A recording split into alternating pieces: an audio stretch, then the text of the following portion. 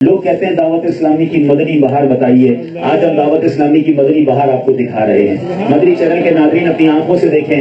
Has نور بھائی. اور یہ یاد رہے کہ کچھ عرصہ پہلے یہ مسلمان بھی نہیں تھے بلکہ یہ غیر مسلموں کے پریسٹ تھے. دوسرے لفظوں میں ان کے مذہب کی طرف بلانے والے تھے. اسلام قبول کیا, دعوت اسلامی کے مدنی ماحول میں آئے.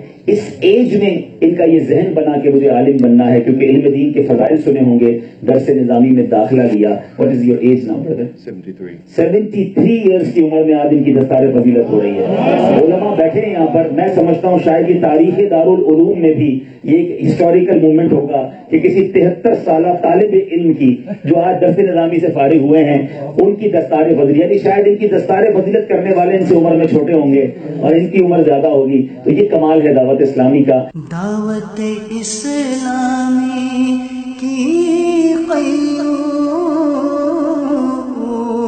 سارے جہاں میں مچ جائے.